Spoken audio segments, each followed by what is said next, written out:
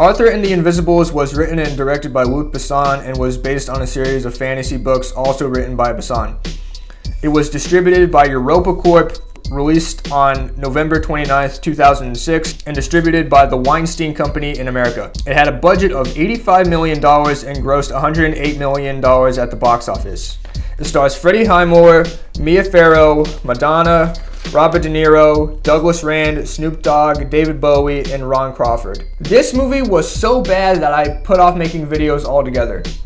As you can see, I got over it. I heard this movie was terrible, but I didn't realize it was this bad. The animation is awful, the story is all over the place, the pacing is sloppy, it's not funny, and the voice acting choices are strange, to put it lightly. I know there are French and American versions, so I will review the French versions, which is the one I watched. I won't judge it in terms of the original books because I never read them. Instead, I'll just review it as its own thing. So without further ado, let's get into Arthur and the Invisibles. The movie takes place in Connecticut in 1960, where 10-year-old Arthur lives with his grandmother Daisy. Jesus, look at those effects. They look like they were done in 2013 iMovie. Arthur's grandfather, Archibald, has gone missing, and Arthur's parents are away looking for work. Daisy tells Arthur stories of his grandfather's adventures in Africa, which include the tall Bogo Matasalai and the tiny Minimoys living in Archibald's garden, protecting a collection of rubies. Arthur becomes enamored with a picture of Selenia, the princess of the Minimoys.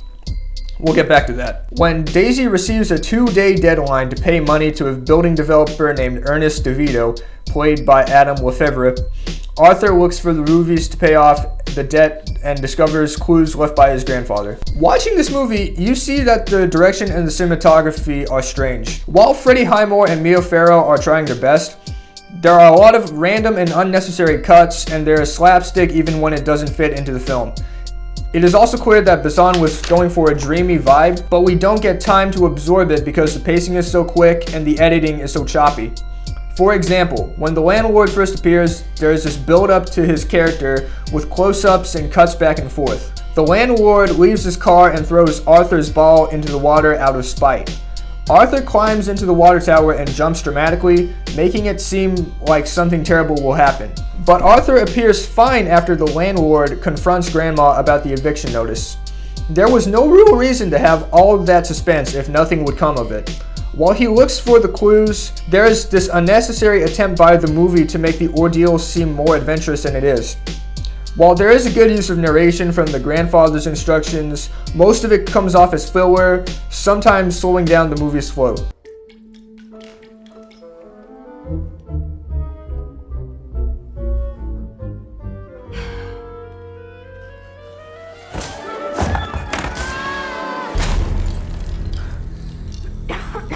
There's no way Arthur's grandma didn't see the solution dripping into the glass of water. Arthur breaks down the door and wrecks the family car to get into the garden. This feels incredibly forced and doesn't even come off as adventurous because the direction is so poor. Eventually, he is met in the garden by the Bogo Matasalai, who shrink Arthur down to Minimoy size. The animation is uncanny. I don't know how impressive they were for the time, but if it was, then it does not hold up now. Several beautifully animated movies came out around this time, so I know the period is no excuse. Stick animations I made back in middle school were more manageable on the eye than this. Arthur warns the Minimoys that they are in danger, and Malthazard raids the Minimoy palace. In tribute to his name, Arthur draws a sword from its recess to protect the Minimoys from Malthazard's soldiers. This is one of the worst battle scenes I've ever seen in an animated film. I can hardly tell what's going on, and even if I could tell, it's hard for me to be invested because of the failed attempts at humor and tonal inconsistencies. 1 minute, it's a severe battle sequence. The other, it's lighthearted attempts at comic relief. It's okay to use comic relief in a profound moment, but it has to be few and far between to ensure the moment stays serious. Not only does it make the scene feel tedious, but it makes it feel bloated. A lot is happening, yet nothing is happening. After they defeat the evil forces, Sifrat, the ruler of the Minimoys, played by Robert De Niro, sends Arthur to Necropolis with Princess Selenia and her brother Beta Mitch. Madonna voices Selenia and Douglas Rand voices Beta Mage. It is obvious the first two were only hired because of their star power and their performances are incredibly bland. There is also this attempt to make Beta and Selenia seem like bickering siblings, and it was supposed to be an attempt at humor, but it only comes off as obnoxious. Selenia is supposed to be this no-nonsense badass, and Beta is this goofy comic relief character. Still, Selenia just comes off as unpleasant and mean, and Beta is just annoying. A mole Minimoy also asks them to find his long-lost son, Mino. We cut back to Grandma and discovering that Arthur is missing. These scenes also seem like filler because nothing seems to be happening, and it's mostly just Grandma worrying about Arthur. Anybody home? Oh no, I'm sorry, I mistook you for a bell. No, I didn't realize you were actually alive. Hey, hold on, back your fast, stupid. What do you think you're doing knocking out all my customers like that? It's not as if I have so many to start with. Hello, I am Princess Selenia. I know that. And that is your stupido brother. And who is the third comedian who comes around knocking out all the customers? Shut the fuck up! While they are traveling, it still feels bloated with too much dialogue. Everyone seems to be talking at every given moment, and it doesn't feel appropriate or necessary. They come across a transport that turns them down for no reason. I don't know if Necropolis is dangerous or if it's because the writers tried to be funny or quirky, but it doesn't make sense. This film also tries to clarify that Malthazard is incredibly feared by the Minimoys, doing the Harry Potter trope where the characters are scared to say the villain's name. But here, it only comes off as strange because the tone is so off. Who are you talking about? The most evil of evil. Oh, Malthazar.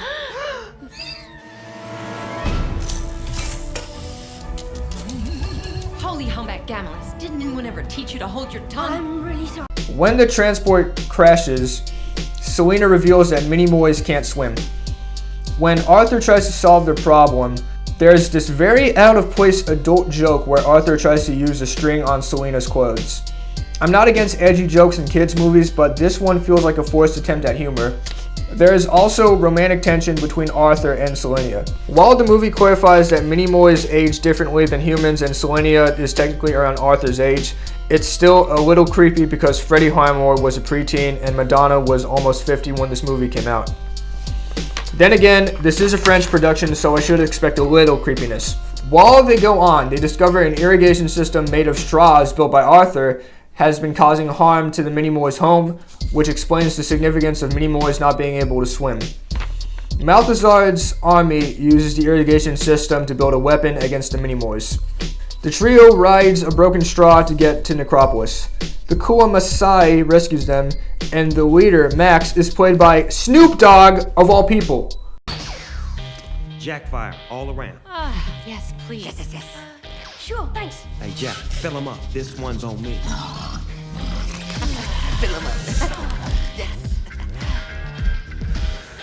This scene takes inconsistent tone to a whole different level. There are not so subtle references to substance abuse, Max trying to seduce Selenia, and of all people that you would cast, why Snoop Dogg? Even with a cast of A-list actors, all the others were at least trying to sound like another character. Here, Snoop Dogg is just playing himself. Not only does Snoop Dogg give a bland voice acting performance, but there still needs to be a build-up with delivery. Arthur almost gets tricked by one of Malthazard's soldiers to sign something, but is stopped by Selenia, only to cut Arthur and Selenia dancing together immediately.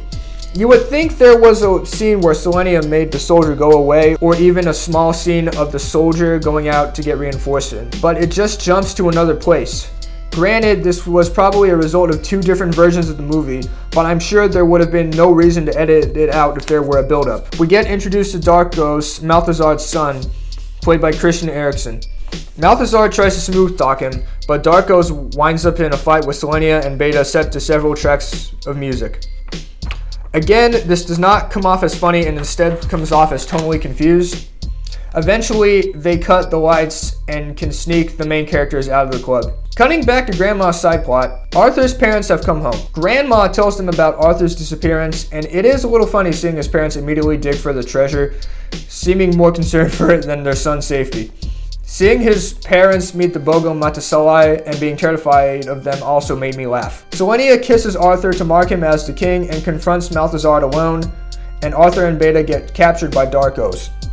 David Bowie, who plays Malthazard, is the best part of the movie. He's creepy, his voice fits the character, and he gives off a menacing vibe. It's so jarring because everyone gives an okay to mediocre voice performance, but David Bowie seems to be trying his best. You could tell he was having a lot of fun with this role. Malthazard is revealed to be a former Minimoy who turned evil.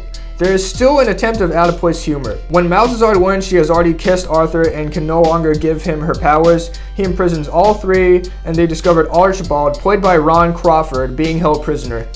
After that, Malthazard releases Arthur and his friends with the intent of flooding them. The third act is alright. There is good tension building. They escape in a toy car and return to human form with little time to spare before Malthazard's flood reaches the Minimoys. Archibald greets Grandma and sits DeVito down to discuss the property with him. With the help of Mino, a royal advisor's long-lost son, played by Barbara Weber Scaff, Arthur destroys Necropolis by dropping a tennis ball down the drain, destroying the irrigation system and flooding Necropolis. Malthazard abandons Necropolis and his son, and the water ejects the rubies above the ground. Archibald pays DeVito with 1 ruby, saving the house. DeVito is revealed to be a thief who only wants the land for the rubies, which is an unnecessary twist that doesn't add anything to the story. DeBogo Matasali help capture him, and the police arrest him. Arthur returns Mino to the Minimoys, Selena puts the sword back in its place, and Arthur's family is reunited. Arthur asks the princess to wait for his return and her agreement to do so while the film ends, which is still creepy. While Arthur and the Invisibles has its moments, it suffers from uncanny animation, poor pacing, weird voice acting, inconsistent tone, unfunny humor, and bad direction. I could see myself enjoying this as a little kid, but I think even a kid wouldn't love this movie. This spawned 2 sequels and a spin-off, the latter being a video for another day. If you want something to show your kids, you can do better. If you want to take a trip down memory lane, know there are better ways. Until then, my name is DomoReviews, and thanks for watching.